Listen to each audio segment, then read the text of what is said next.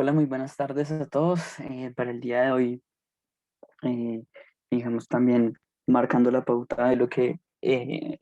hice esta mañana con el análisis del petróleo, quiero como también hacer un marco un poquito más específico en cuanto a lo que podríamos llegar a presentar en los próximos meses. Específicamente voy a hablar del Nasdaq como un indicador, em, digamos que financiero, y un poquito, inclusive un poco más con una mayor debilidad, una mayor volatilidad a lo largo de la historia en relación a lo que puede presentar el SPI, el SP 500. Hago el análisis del Nasdaq como, digamos, un posible indicador o un posible termómetro de lo que podría pasar con el SP 500. Inicialmente, antes de inclusive de hablar específicamente del Nasdaq, quiero como hacer un breve análisis, recordando que en sesiones anteriores he hecho como un fuerte hincapié, y digamos recordando varias veces esa posible caída en los mercados, con una alta posibilidad, con una alta probabilidad de ocurrencia durante los siguientes meses. Y para eso quiero hoy, digamos que hacerles un pequeño análisis en cuanto a lo que ha venido siendo la relación entre el SP 500 y la hoja de balance de la Fed durante la última década. Inclusive lo que vemos en pantalla en este momento es la extrapolación del SP 500 y, como les menciono, de la hoja de balance de la Fed. Específicamente, lo que estamos viendo en este momento, o inicios en el inicio de la gráfica, es una caída muy dura en el SP 500 y muy clara, dada la crisis del 2008, una caída en los mercados muy representativa, y desde ese momento lo que podemos ver es la hoja de balance de la Fed, o las políticas monetarias de la Fed expansionistas, o inclusive lo que podríamos llamar políticas monetarias no convencionales, es decir, una compra de activos muy relevante que se ha venido haciendo desde el 2008 y con una muy fuerte tendencia en el 2020, como podemos ver. Lo que hemos estado viendo es una especie, unos periodos relevantes y muy marcados de inyección de liquidez a la economía de parte del gobierno. Inicialmente lo que observamos desde el punto en el que se cayó la bolsa después del 2008 es un aumento importante. Digamos que no podríamos hablar de un aumento exponencial, sino de un aumento, digamos que relevante en cuanto a la hoja de balance en la Fed, en cuanto a la compra de sus activos de liquidez, e inicialmente solamente en este periodo que abarca el 2008 hasta finales del 2012, lo que observamos muy claramente es una correlación muy alta entre esa política monetaria expansiva, esas mayores compras de activos, con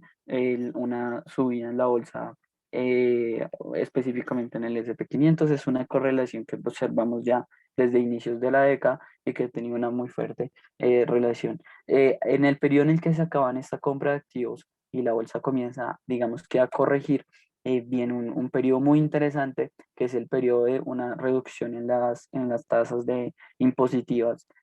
o fiscales para Donald Trump, lo que conlleva en una mayor liquidez para el mercado, y esa mayor liquidez o esa mayor obtención de ganancias em, da una menor tasa de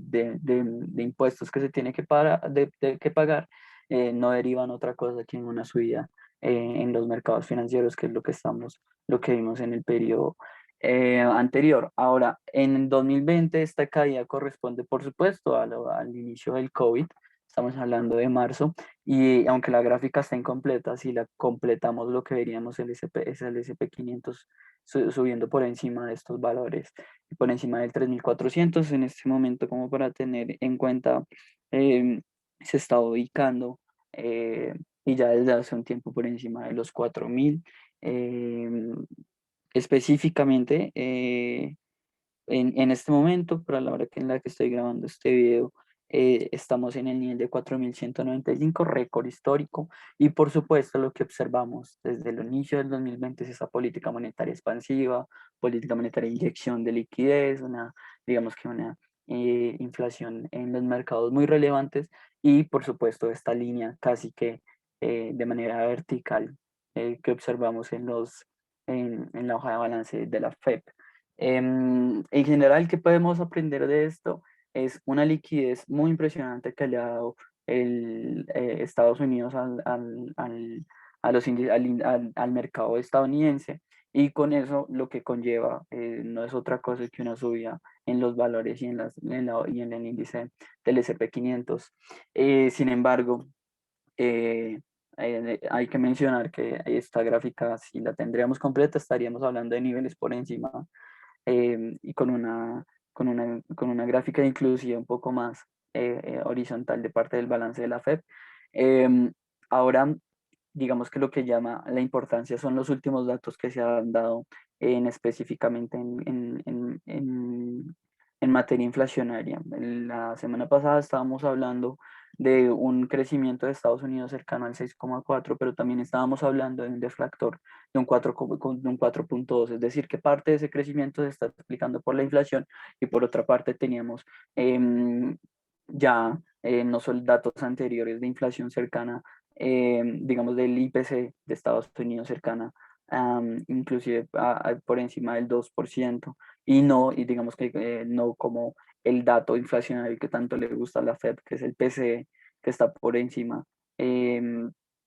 que está cercano al 2%. Digamos que anunciando esas políticas de la Fed, diciendo que es una inflación transitoria, y lo que hemos visto no son solo datos, sino también, digamos que correlaciones en lo que ha venido pasando recientemente. Se observaba un dato muy importante de precios en la vivienda muy por encima de lo esperado, muy por encima inclusive a niveles cercanos a la caída que vimos acá en 2008, y también lo que estamos viendo con las materias primas con repuntes muy por encima de lo esperado y muy por encima inclusive de los históricos. El cobre en la cotización para el día de hoy alcanzaba niveles incluso similares a lo que vimos en el gran boom de las materias primas en 2011. Entonces, la reflexión un poco, y antes de pasar al análisis en el Nasdaq, y digamos que dar por terminado este espacio, es pensar en qué va a pasar con los mercados ante esta correlación de la compra de activos de la Fed, cuando la inflación no esté en línea, digamos que sea contraria a esas políticas expansionistas que estamos viendo en los bancos centrales. Probablemente esta es una muy buena argumentación para esa caída en los mercados que esperamos que se dé durante los siguientes meses, pero por supuesto, hasta no observar un clave catalizador, no podríamos hablar digamos, de tomar posiciones en contra de la tendencia. ¿Por qué hablo en contra de la tendencia? Por ejemplo, en el Nasdaq, lo que observamos es una tendencia al alza muy relevante, eh, que se rompió, por así decirlo, este día. Exactamente estamos hablando del 20 del mes pasado, el día 20 del mes pasado. La tendencia se rompió, la clara tendencia al alza que se marcó en el DAX, en el Nasdaq, perdón, se rompió. Sin embargo, lo que estamos observando es un mercado eh, muy horizontal, es decir, un mercado muy atrapado entre estos dos niveles de precios, entre 13.826,55 y 14.064,88. Sin embargo, lo que hemos observado, y la relevancia de este video, es ver no solo unas divergencias en el RSI, es decir, el RSI nos está marcando que aunque estamos en una tendencia eh, al alza, por así decirlo, aunque se ha roto ya en los niveles anteriores que les mencioné, estamos observando caídas inclusive cercanas, y estamos en este momento muy cerca de un indicador del RSI a la sobrecompra. Lo que estamos observando en este momento es una ruptura de los niveles de este canal, o de estos niveles de soporte que se observaron en sesiones anteriores, una ruptura a la baja. Para hacer un análisis más relevante, en nuestro portal em, de inversión, Square Financial, lo que podemos observar es un análisis más ampliado de una posible o una ruptura muy cercana a estos niveles, que digamos que ya haciéndole una ampliación, estamos hablando de 13.713,99 y 13.767,03. Son niveles que yo he venido marcando muy relevantes, y una ruptura en este nivel, por supuesto, nos indicaría o nos daría indicios no solo de una de una corrección y de una nueva, tal vez de un nuevo impulso, pero ahora a la baja, que se podría proyectar en esta área que me proyecté hacia la baja, por supuesto, esperando niveles de 13.353, eh, que es relevante para el Nasdaq. Y lo que hemos observado y lo que he marcado en este momento es unas claras caídas de parte del Nasdaq en cuanto al RSI. Estos niveles son los niveles, en mi opinión, que hay que vigilar, son niveles de que si llegan a la ruptura una ruptura de estos niveles de soporte, por supuesto, podrían indicarnos una mayor caída en el Nasdaq, que por supuesto es una antesala muy importante a lo que lo que podamos observar en cuanto al SP500. Eso es todo, creo que es un análisis y una reflexión muy interesante para tener a la hora de los mercados y también para que ustedes como inversionistas comiencen a tomar un poco más conciencia en cuanto a que no todo en el mercado puede ser crecimiento, como muchos inversores y muchos economistas han analizado a lo largo de la historia. Todo llega a un tiempo en el que no puede, tiene que dejar de crecer y tiene que observar una corrección y creo que las políticas monetarias que se puedan ver modificadas, dada la inflación, van a ser un muy buen termómetro de lo que podría pasar en los mercados financieros y esa posible corrección en los mercados que estamos esperando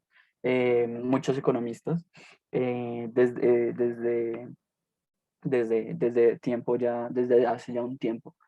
Eso es todo desde Finanzas Trading. Queremos agradecerles por su tiempo y no me queda nada más que esperar que tengan una jornada muy rentable y esperar que esta información les haya servido de mucha ayuda. Les hacemos la invitación para que hagan todas sus operaciones a través del portal de Spanish Financial. Un saludo.